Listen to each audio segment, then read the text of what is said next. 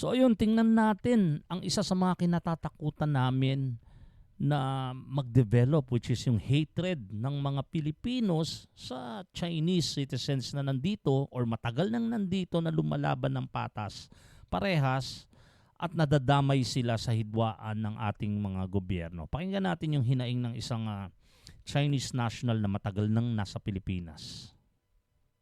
Dito sa Pinas, madami din po Pinoy na sa ibang bansa. Hanap buhay, madaling araw na, di pa ako nagtulog. Anong gawa?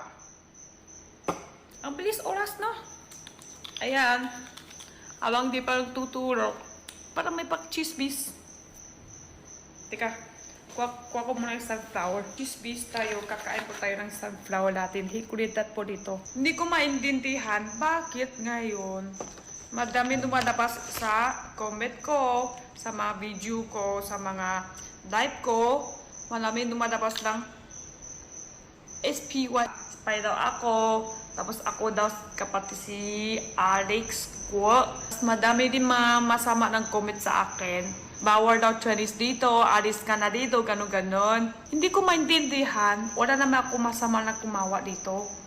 Hindi ko rin alam kung totoo ba yung alis ko, yung kinawa niya. Pero hindi ko parang kids ng ano nangyari sa kanya. Hindi ko rin alam kung totoo ba yun. Nakita ko sa comment, mayaman daw siya. Wala naman ako isali sa negosyo nila kahit piso. Wala akong kukuha kahit piso. Tapos yung kinawa niya, hindi naman ako nang isali. Bakit mga galit sa akin pupunta lahat? Grabe kayo. Hindi ako spy. Hindi ako SPY. Victim, may na-comment din, ikaw ba yung kapatid si Alice ko? Paano makapatid kami? Iba yung apelyido. Meron makapatid iba yung apelyido. Si ako Chua. At saka sa totoo lang po, dito ako magnegosyo. Dito din naman ako makastos. Dito ako maghanap buhay. Wala naman ako masama kumawa dito. Sino ang mali? Dapat siya lang. May na-comment din, Chinese ka ba? Alis ka na, bawal Chinese dito.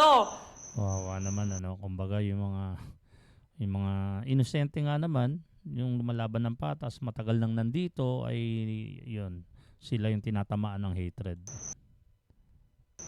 Makapal buka Chinese. Sa totoo lang guys, hindi naman po Chinese lang dito sa Pinas. Madami din po Pinoy na sa ibang bansa. Hanap buhay, di tayo kailangan kami mismo, matagal kami sa China, 3 years kami sa China, 3 years sa Hong Kong. So alam ko yung sinasabi niya, dapat intindihin din natin yung mga Pilipino sa labas ng bansa kasi baka ganun din, likewise pwede rin magkaroon ng hatred sa kanila.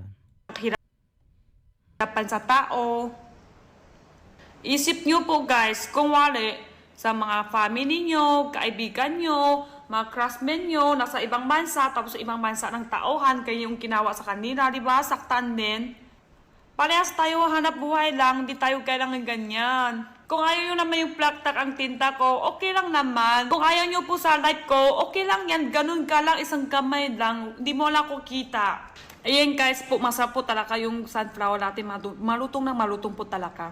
Hindi ako spy dito guys. 16 years na dito ako sa Pinas. Tinta lang ako tissue. Ang hirap naman tinta tissue. 16 years na rito, nagbebenta lang daw siya ng tissue. So ba't siya nadadamay?